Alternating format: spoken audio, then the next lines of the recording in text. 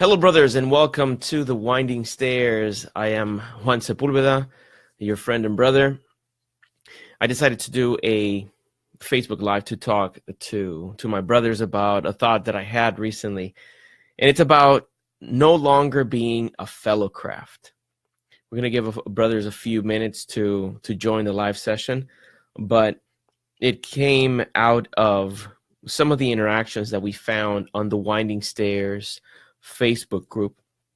And if you're not a member of the Facebook group, I invite you to join you. We have a very large community of brothers from all over the world, and including people that are just interested in Freemasonry overall. And some of the discussions are very interesting because you can see the deep reactions that people have to certain topics, to certain comments, to certain attitudes that they might have. And it's always enlightening to see how people react to different things. So today we're talking about no longer being a Fellowcraft. And of course, this is a title that may raise some questions for you. What does that even mean? And it started from a reaction I received from a recent drawing that I made in which I illustrated the square and compasses in the Fellowcraft fashion. And I'm going to show you very quick, just so that you can see if I can get some of that glare out. And some people were a little bit taken aback for the fact that the main illustration is of the Fellowcraft. And I've seen some people post images of grave sites and tombstones and different illustrations about Masonry using the Fellowcraft symbol of the square and compasses. And it led me to think, am I not a Fellowcraft anymore? Once you are raised to the sublime degree of Master Mason, do you completely cease being a Fellowcraft? And I'm here to argue the point that, no, you are an eternal apprentice, and you are an eternal fellow of the craft, and you are an eternal master. And this happens by the virtue of these degrees having such an infinite amount of information that can make you a better man and can make you a better Mason. So seeing the square and compasses in a certain position doesn't mean that necessarily the individual who was buried is that is his current level in Masonry. It doesn't necessarily mean that the messages contained within an illustration, or a depiction of the square and compasses in the Fellowcraft degree, it doesn't mean that they're exclusive just to Fellowcraft. Now, I have a rhetorical question for you. Whenever you pass to the degree of Fellowcraft, were you a master of all the lessons that were part of the Entered Apprentice degree? Or would you say that you could have used a little bit more time taking a look at the different virtues and the different lessons contained in the Entered Apprentice degree? Speaking from my own personal experience, it's something I've never stopped doing. The virtues instilled by the different lessons in the Entered Apprentice degree are going to be a part of me for the rest of my life. And will I ever dominate the application and the utilization of the 24-inch gauge? Maybe not. As you see, I said I was going to start here at 2 p.m. and I started at 2:03 or 2:04. So it's a challenging thing for us to keep constant contact with all the different lessons of the degrees. And just because we pass from one degree to the next, it doesn't mean that we just turn our backs on whatever lessons were contained within that previous degree. Those are supposed to be a part of our life. I see that we have 7 people joining us right now. Say hi so I can see who it is. I can't see any names right now. If you can hear me loud and clear, just let me know. I'd love to say hello. And I appreciate you all being part of the Winding Stairs Facebook group. Of course, there is a lot that we can learn as men and Mason in our journey, and it just doesn't end with one degree. So if you read the description of the live stream, I mentioned that the Fellowcraft degree is not just a stepping stone to reach the Master Mason level, the Master Mason degree. It can't be just a mere stepping stone. It is a building block of what is your Masonic experience. So hello, Brother Donnie and Dave, Chris, thank you so much for joining us. And I wanted to remind you of that. These different degrees that we encounter, that we make a part of our lives, that we have the privilege of partaking in, they're not just stepping stones, they're building blocks. They form an integral part of the foundation of you as a man and a Mason. So what I encourage you to keep in mind is that as you progress through the degrees of Masonry, that you do so without turning your back on the previous lessons acquired. So here we have a situation in which we had some people posting photos of a tombstone that had the square and compasses in the Fellowcraft position, and they were puzzled by this. Like, how is that the symbol? Shouldn't it be this way? And what if that brother who rests there, what if some of the lessons that were most significant to him were contained within the Fellowcraft degree? Just think about that, and think about the affinity that you may have for certain symbols in our fraternity. It doesn't mean that one is less than the other for you. It just means that it had an impact in you, and you want to keep it within sight. It's curious too, because some of the designs that I've created in the past, it's a little bit ambiguous as to what position the square and compasses are. So people might be confused and think, oh, that's the Fellowcraft square and compasses. And people post as a correction, almost like, oh, you did that wrong. It should have been the Master Mason degree. And like, no, as a Master Mason, you choose to display whichever symbols are of import to you. These things that are going to make a difference in your life. So I wanted to go through a couple of things very quick regarding the lessons that we have in the Fellowcraft degree, and just to jot your memory and kind of like give you some food for thought in regards to being a Fellowcraft. Even if you're a Master Mason now, you could be a past Master, District Deputy Grand Master, Most Exalted Sovereign Commander of the Universe. It doesn't matter what level you are, you're still a Fellowcraft. You're still an apprentice. There's a portion in your life that is not yet complete, and it can benefit from all the lessons that came before. And when I say this to you, I'm not judging you. I'm in the same boat. When I do this, I can see my image down here in the monitor pointing at me. You're not perfect, Juan.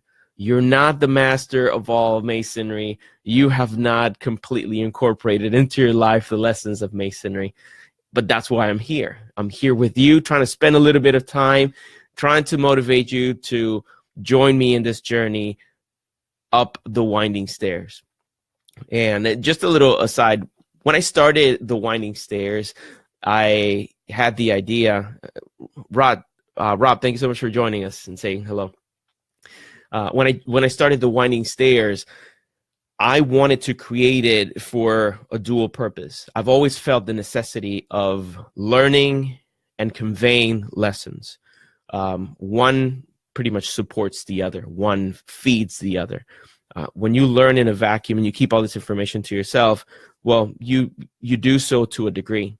But when you take the time to make sure you understand it well enough to present it to other people, to share information to other people, then you really ingrain that information in your mind to a degree that is better than just keeping it to yourself.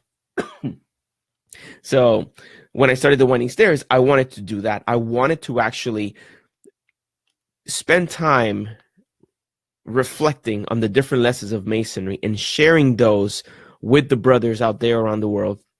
And I feel very fortunate that I've been able to do that in the Winding Stairs as well as in the Masonic Roundtable. And if you don't follow the Masonic Roundtable, I encourage you to do so. We have a live show every Tuesday night at 10 p.m. Eastern.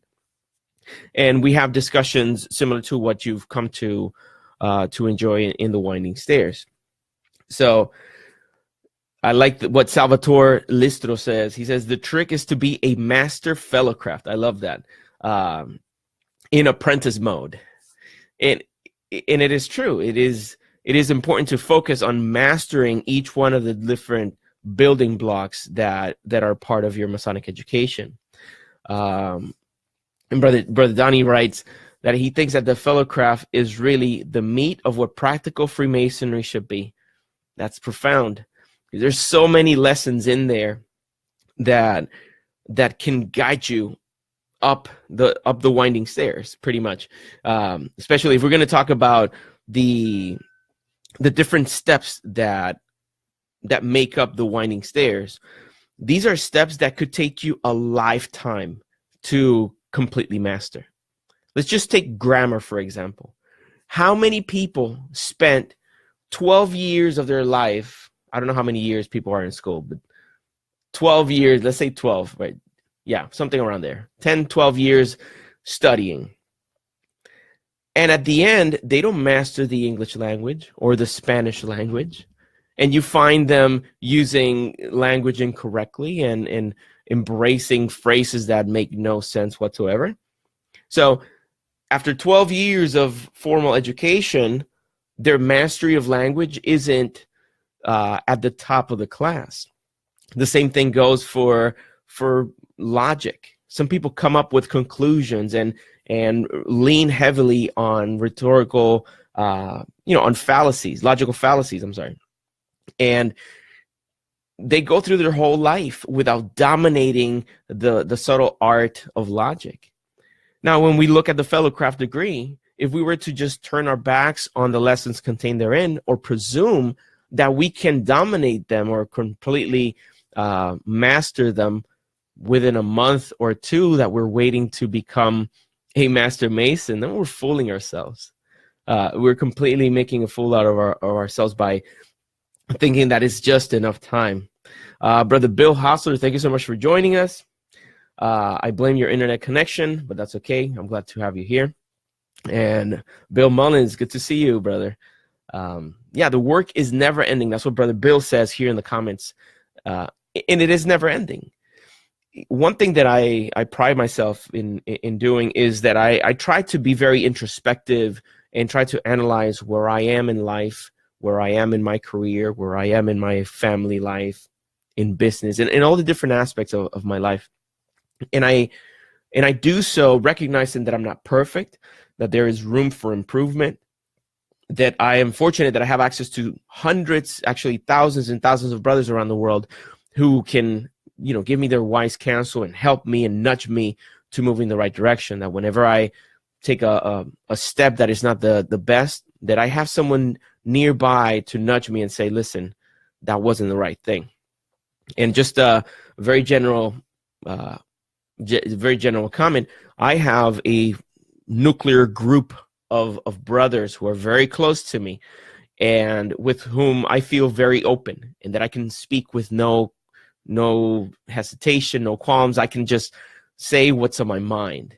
And I bet you have a brother or two or a group of brothers like that.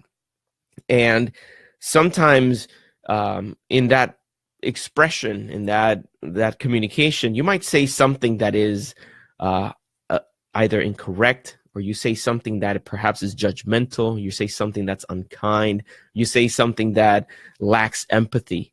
You have that group of brothers right there to nudge you in the right direction and say, brother, that was harsh, or that was out of line. Or perhaps you catch yourself in the process and then make the decision to apologize and perhaps open your mind a little bit to act properly. So hopefully that's what this little conversation here is doing for you.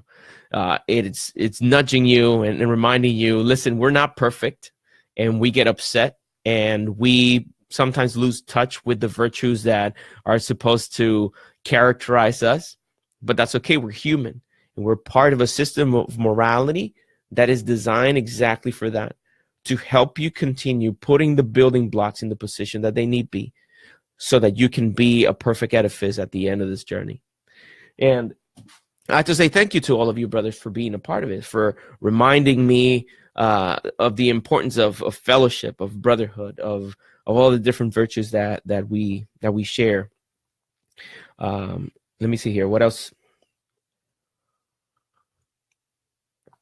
Getting good and timely counsel from brothers, says Rob, is one of the best things about our fraternity. And I'll have to agree with that. Is we're very fortunate that we are part of this society that helps us in an imperfect society, we have this organization that can help us try to become better. And never settle. Never settle. Be the eternal apprentice. Be the eternal fellowcraft. Be, to a certain degree, the eternal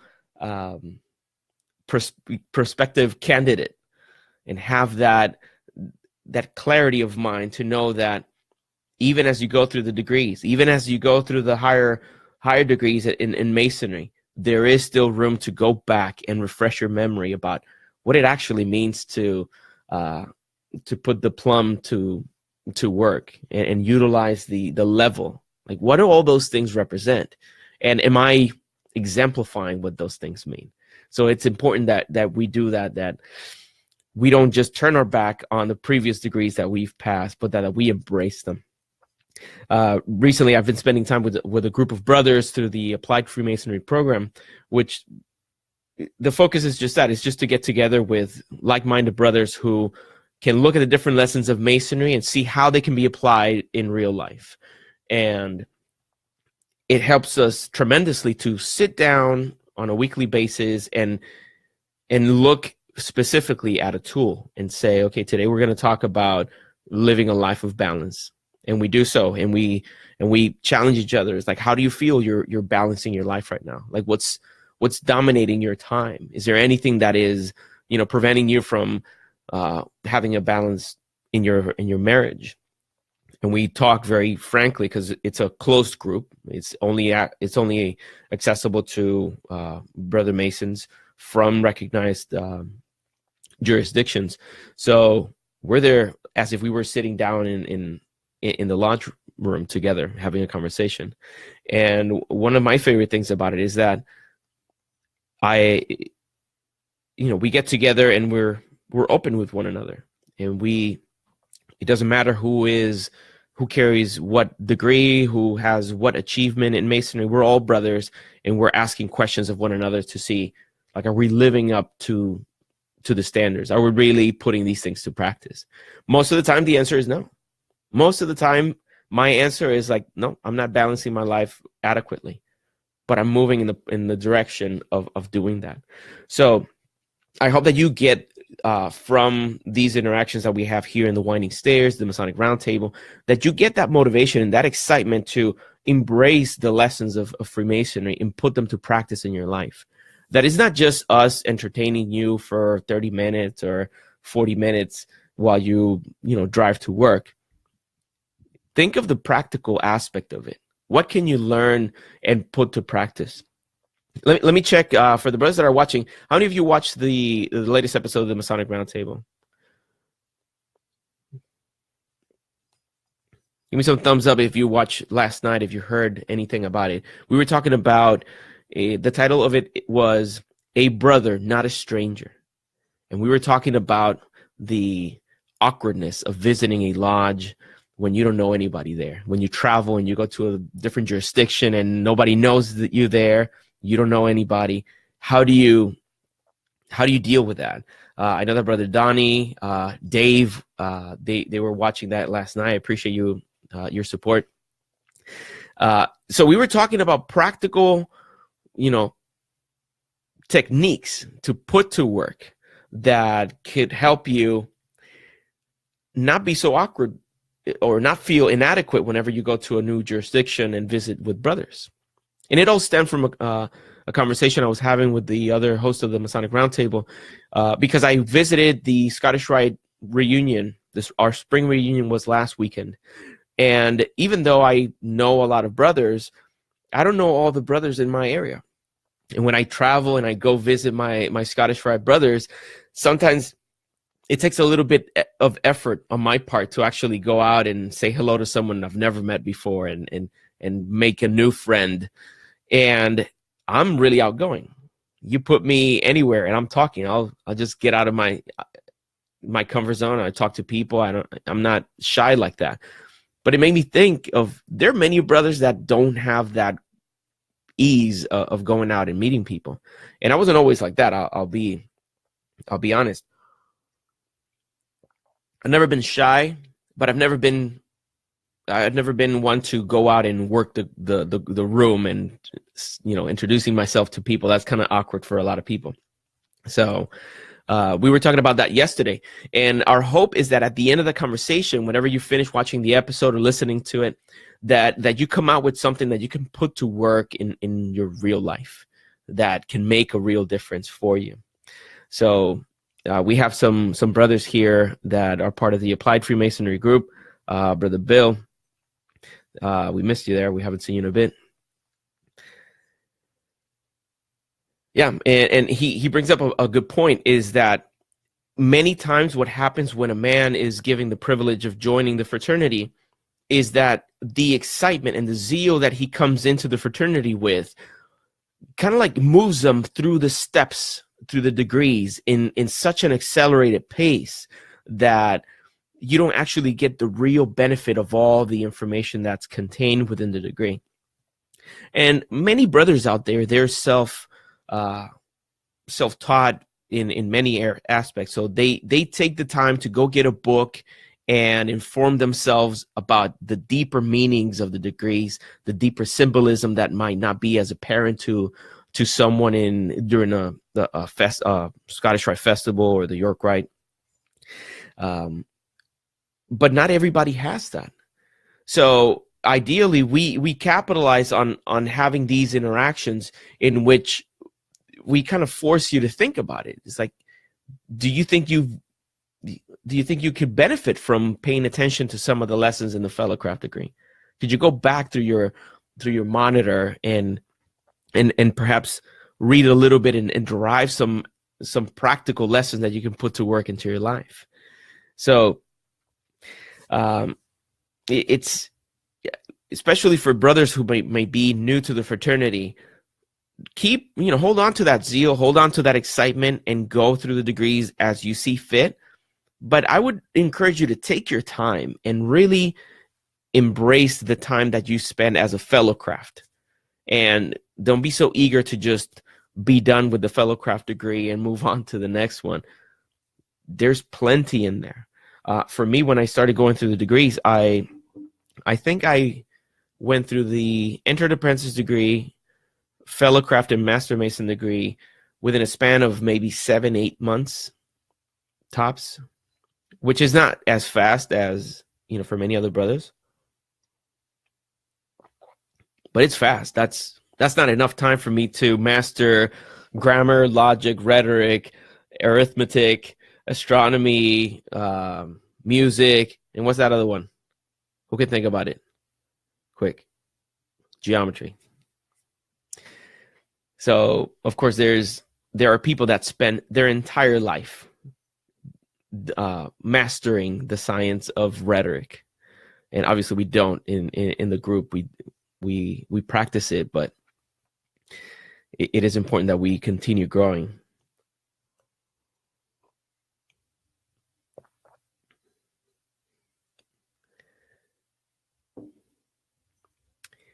Excellent. So thank you so much, brothers, for joining me. I see that we're 23 minutes into our conversation, but I just wanted to make sure that I conveyed that message, that the lessons that are related to the square, to the level, to the plumb, they don't expire. These are lessons that carry with us for the rest of our Masonic experience. And we cheat ourselves out of the perfection we seek if we neglect the lessons that are associated with those degrees.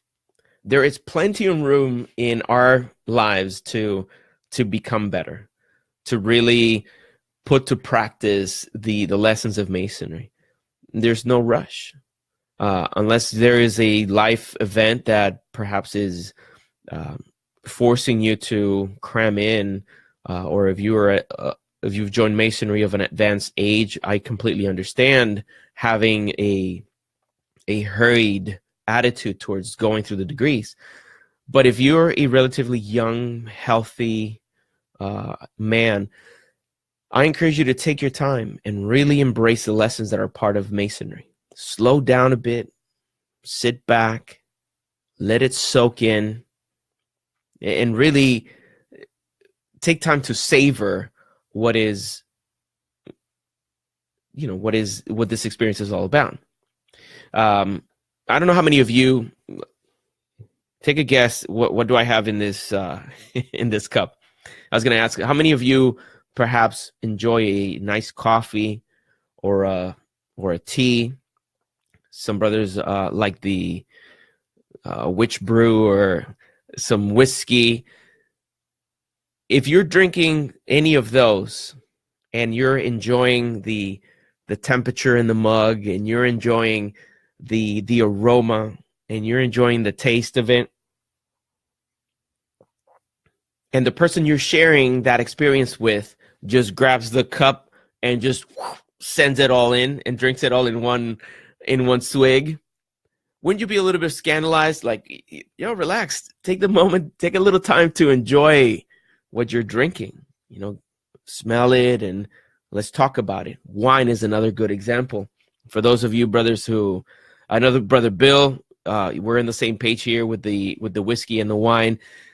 It's not, it's so difficult to explain how amazing it is when you have your beverage in the right